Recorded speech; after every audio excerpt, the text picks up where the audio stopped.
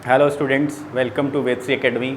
तो पिछले लेक्चर में हमने सारा थ्योरी सेक्शन देखा था, ठीक है। तो आज हम बेस्ड उस पर न्यूमेरिकल्स देखेंगे, कुछ न्यूमेरिकल्स आज देखेंगे, फिर कुछ फर्दर आगे के लेक्चरों में देखेंगे। तो सबसे पहला क्वेश्चन हमसे क्या कहता है, कह रहा है कि मेरे पास एक समुच्चय है ए, जिसके अंदर अवयव क्या हैं ए बी सी, ठीक है। उसके सभी वास्तविक उपसमुच्चय लिखने हैं। हमें इनके क्या लिखने हैं, वास्तविक उपसमुच्चय लिखने हैं। तो हमें क्या लिखा, उपसमुच्चय लिखने के लिए हमें क्या करना पड़ेगा, ये सारा एक कैसे फॉर्म में है, ये तालिका रूप में दिया है, ये समुच्चय जो दिया है तालिका रूप में लिया है। तो इसके उपसमुच्चय अगर हम लिखेंगे तो कैसे लिखेंगे, ए के उपसमुच्चय। जब भी हम ए के उपसमुच्चय लिखेंगे तो क्या करेंगे, 1 उसका ए उसका उपसमुच्चय होगा, बी भी उसका उपसमुच्चय होगा, सी उसका उपसमुच्चय होगा, ए कॉमा बी उसका उपसमुच्चय होगा, ए कॉमा सी उसका उपसमुच्चय होगा और बी कॉमा सी उसका उपसमुच्चय होगा, ठीक हो गया। और एक खुद ही अपना ए कॉमा बी कॉमा सी इसका उपसमुच्चय होगा और एक उपसमुच्चय क्या होगा, जिसको हम कहते हैं रिक्त समुच्चय, फाई। एक क्या होगा, फाई। तो 1 2 3 4 5 6 7 8। तो एक समुच्चय ए है जिसके अंदर मेरे पास अवयव ए बी सी थे, तो उसके वास्तविक उपसमुच्चय लिखने। तो वास्तविक उपसमुच्चय कौन कौन से आएंगे, ये सारे के सारे उसके वास्तविक उपसमुच्चय आएंगे। तो ये क्यों लिखा हमने, क्योंकि फाई क्या होता है, जो रिक्त समुच्चय होता है वो हर समुच्चय का उपसमुच्चय होता है। तो ये इसका आंसर हो गया, ठीक है, अगर इसके उपसमुच्चय लिखने के लिए आ गए। ऐसे दूसरा क्वेश्चन हमसे कहता है कि यदि समुच्चय ए बी सी हों तो उसके समुच्चय ए के घात समुच्चय लिखने हैं। क्या लिखने हैं, घात समुच्चय। तो घात समुच्चय लिखने के लिए सबसे पहले मुझे क्या लिखने पड़ेंगे, अगेन इस समुच्चय ए के उपसमुच्चय लिखना पड़ेगा। उन उपसमुच्चयों को फिर किस में रखना पड़ेगा, एक अलग से समुच्चय में रखना पड़ेगा। तो हमारे पास क्या निकल जाएगा, घात समुच्चय आएगा। तो सबसे पहले इसका हम जब लिखेंगे तो सबसे पहले हम क्या निकालेंगे, समुच्चय ए के उपसमुच्चय। सबसे पहले हम क्या निकालेंगे, उपसमुच्चय निकालेंगे। तो उपसमुच्चय वही होंगे, हमसे फिर से हम देखें तो A B C, A B A C, B C, A B A C B C, A comma B comma C और फाई। ये सारे के सारे क्या है, समुच्चय ए के उपसमुच्चय। तो हमें क्या लिखना है, घात समुच्चय लिखना है। तो घात समुच्चय को किससे दिखाते हैं, ये ए के उपसमुच्चय हैं, ठीक है, ये ए के उपसमुच्चय हैं। तो इसके हमने घात समुच्चय लिखने हैं, तो घात समुच्चय को किससे डिनोट करते हैं, पी ऑफ ए से। तो हम क्या करेंगे, इस सब को एक कर्ली ब्रेसेस के अंदर रखेंगे, A B C, A comma B, A comma C, उसके बाद आया B comma C, A comma B comma C और फाई। तो ये क्या निकल गया, हमारा घात समुच्चय हमने बना दिया। तो घात समुच्चय लिखने के लिए सबसे पहले हमें क्या लिखना है, जो भी समुच्चय दिया है उसके उपसमुच्चय लिखना है। उसके उपसमुच्चयों को लिखने के बाद जो भी उपसमुच्चय है उसको किस में रखना है, एक समुच्चय के अंदर रखना है। तो हमारे पास जो निकल के आएगा वो क्या निकल के आएगा, घात समुच्चय, ठीक है। दो क्वेश्चंस ये हैं, फिर फर्दर क्वेश्चंस की ओर चलते हैं, इसको रफ किया जाए। तो ये इस तरह के क्वेश्चन आपके एग्जाम में लिखने के लिए आते हैं, शॉर्ट जो एक एक नंबर के जो आएंगे आपके, ठीक है ना, एमसीक्यूज। वहाँ पे आपको ये लिखना आना चाहिए कि हम कैसे घात समुच्चय लिखते हैं, कैसे उसके उपसमुच्चय फाइंड आउट करते हैं। अब अगला क्वेश्चन है, ये क्वेश्चन देखते हैं क्या कह रहा है हमसे। क्वेश्चन क्या कहता है, कह रहा है यदि समुच्चय, ये सिद्ध करो वाला क्वेश्चन है, ठीक है। कहता है यदि, क्वेश्चन में लिख देता हूँ, यदि समुच्चय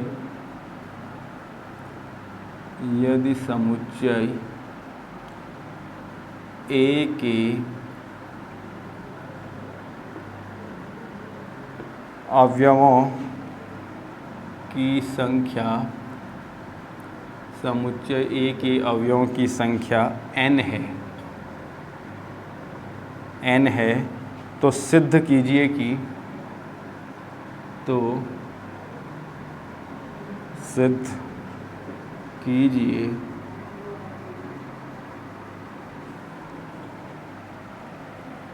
कि ए के घात समुच्चय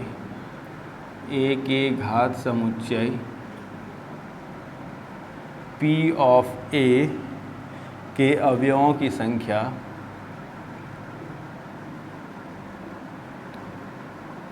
की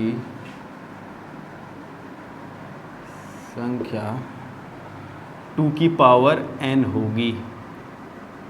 अभी तक हमको ये पता है, हमने क्या कहा कि हमको ये चीज़ पता है कि अगर किसी मेरे पास कोई समुच्चय A है तो अगर मैंने कहा कि उसमें हमें कैसे पता चलेगा कितने उसके उपसमुच्चय होंगे, तो हमने क्या कहा, सीधे फॉर्मूला हमने लगाया 2 की पावर n, जहाँ n क्या बता रहा था, कितने अवयव प्रेजेंट हैं उस समुच्चय में। लेकिन अब हमें क्या करना है, सिद्ध करके बताना है कि ऐसा कैसे हो रहा है। ठीक है, तो इसको सिद्ध करते हैं। तो इसको सिद्ध करने के लिए इसके सोल्यूशन की तरफ हम चलें तो सबसे पहले हमें क्या मानना पड़ेगा कि माना n अवयवों वाला कोई समुच्चय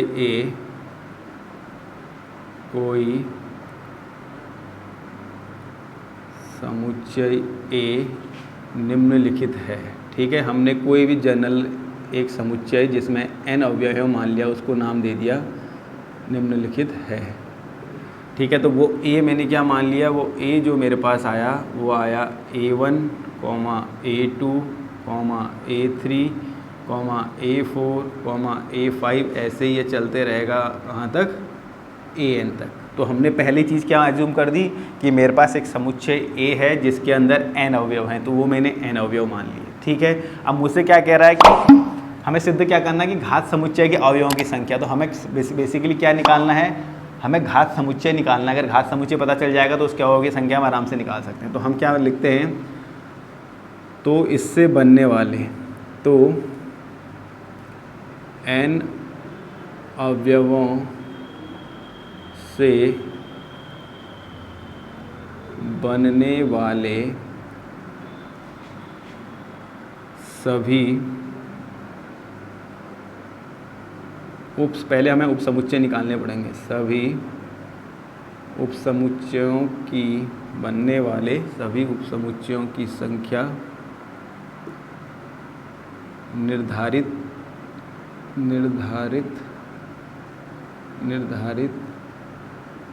निम्न प्रकार से किया जा सकता है। संख्या निर्धारित निम्न प्रकार से की जा सकती।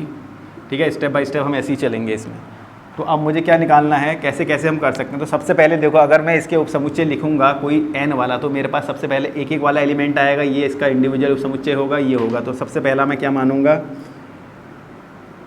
एक एक अवयव वाला उपसमुच्चय। एक एक अवयव मतलब उसके अंदर क्या आ जाएगा, A1 आ जाएगा, A2 आ जाएगा, A3, ऐसे वाले एक एक अवयव वाले उपसमुच्चय की संख्या हम निकालेंगे।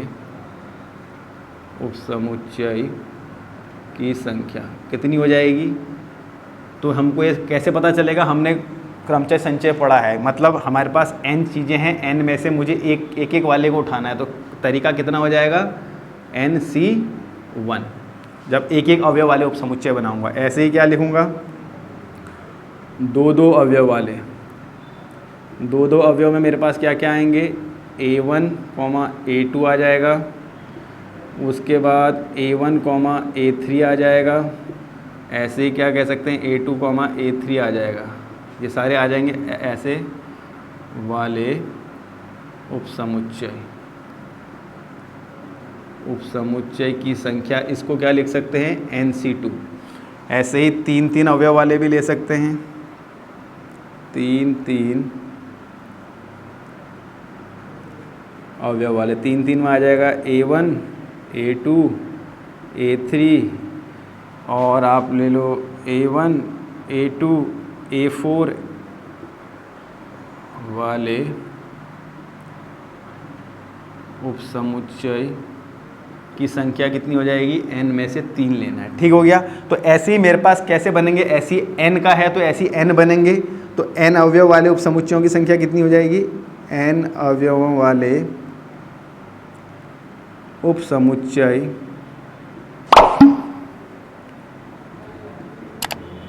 की संख्या जो हो जाएगी वो कितनी हो जाएगी, NCN हो जाएगी। ठीक हो गया।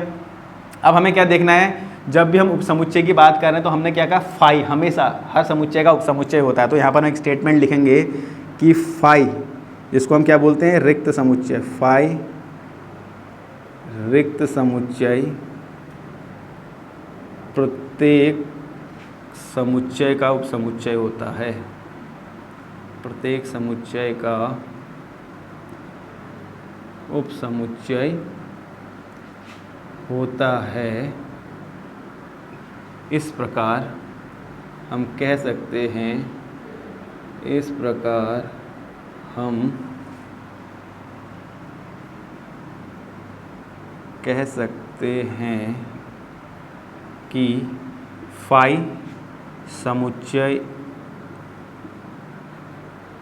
ए का भी उपसमुच्चय होगा, भी उपसमुच्चय होगा।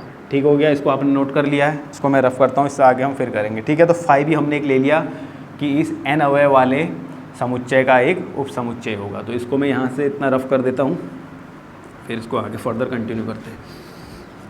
ठीक है। तो ये सिद्ध करने के लिए आना है हमारे पास, एग्जाम में हमारे पास 5 मार्क्स का क्वेश्चन आ सकता है कि सिद्ध करो कि ऐसा होता है कि नहीं होता है। ठीक हो गया।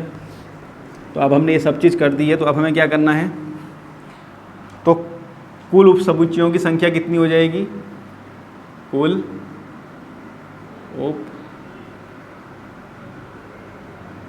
उपसमुच्चयों की संख्या कितनी हो जाएगी। देखो एक फाई है, फाई को मैंने नाम दे दिया 1, ठीक है, प्लस एक अवयवों से मिलकर बनाने वाला हमने लिखा था NC1, 2 अवयवों से मिलाने वाला NC2, 3 अवयवों से मिलाने वाला NCN, ऐसे ही ये चलते रहेगा। कहाँ तक चलेगा, NCN तक, यही बनेगा। तो अब हमको पता है, इसको मैं क्या लिख सकता हूँ, NC0 लिख सकता हूँ। NC0 हमेशा कितना होता है, 1 होता है। ठीक हो गया। Plus NC1 plus NC2 plus NC3 plus dot dot dot NCN। ठीक हो गया। अब ये 1 क्यों लिखा है, ये 1 मैंने किसकी जगह पर लिखा है, उस रिक्त समुच्चय की जगह पर ये 1 को इंक्लूड किया है। ठीक है। अब हम देखें तो NC0, NC1, NC2, NC3 up to dot dot NC1। तो द्विपद प्रमेय से हम क्या कह सकते हैं, हमने द्विपद प्रमेय पढ़ा है, द्विपद प्रमेय के अनुसार हम जानते हैं कि NC0 plus NC1 plus NC2 plus NC3 up to dot dot dot NCN कितना होगा, 2 की पावर n के बराबर होता है। तो यही हमें सिद्ध करना था। तो यहाँ से हमें सिद्ध हमने कर दिया कि n अवयव वाला जो समुच्चय है, कि n अवयवों वाला समुच्चय A के घात समुच्चय के अवयवों की संख्या 2 की पावर n होगी।